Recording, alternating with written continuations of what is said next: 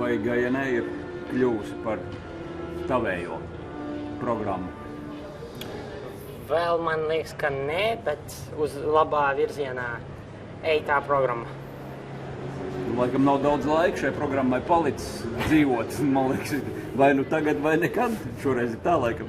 Jā, bet tomēr man liekas, ka nav vienas programmas, kur es varētu pilnīgi pateikt, jā, tas ir pilnīgi izpilnījis 100%, ko es varētu. Es esmu ļoti demanding on myself. Prasīgs par sevi. Pie kā tu šobrīd strādā tieši? Kas ir tās detaļas, kas ir būtiski izvēles programmai tagad, šajā brīdī? Varbūt es pievēršu ļoti daudz uzmanību layout. Programmas ir uzbūvēta, jo mūsu arēna ledus apjoms nav standarts, tāpēc es negribu atkal iegāzties apmalā, un es ļoti gribētu to space it better. Jā, jūs laukumu. Jā, labāk kaut kā ar to optimizēt, jo es zinu, ka rīt man būs, es lidošu pēdējais manā iesildīšanas grupā, un tas ir vienmēr ļoti liels izaicinājums, un es zinu, ka es ļoti gribēšu spiest, un tāpēc orientēšana būs ļoti nepieciešama. Kas ir tas izaicinājums? Kas ir grūtākais, ja tu pēdējais slido, sastais savā grupā? Tu iesildies, pagaidi 40 minūtes un pēc tam sākam.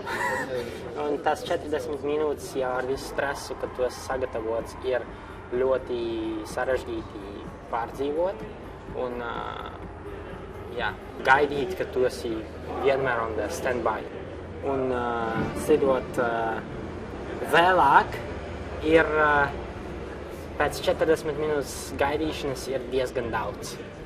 Un es šodien domāju, varbūt es varētu neieradīties uz 6 minūtēm, atgāt 40 minūtes vēlāk un pilnīgi sagatavots uz iet slidot.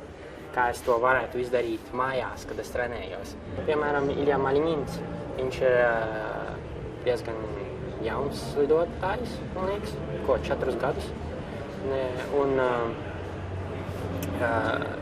viņš parādīja, ka viņš var izpildīt to, ko es tagad teicu, ka iesildīšanas beigās noslidot skaisti un kārtīgi. Es ļoti gribētu saprast, kā viņš to dara, arī ar lecieniem, kā viņš to dara. Un tāpēc, jā, tas ir viens no piemēriem. Bet, labi, viņš ir pasaules megazvaigzne. Man nepatīk zvaigzne vai megazvaigzne, jo tas varbūt nav tik kārtīgi pateikt par atletu. Jo mums ir nepieciešams būt nevis in ivory tower, bet among each other. Starp cilvēkiem nevis ziloņkauli torni. Tagad es esmu pilnīgi fokusēts uz to, ko jāizdara, un šo sezonu bija diezgan liels reactive approach. Tāpēc ugunsdzēsēju pieredze Latvijas saka, ka jāatdzēs visu laiku ugunsgrēks. Jā. Staigāju ar vienu. Jā.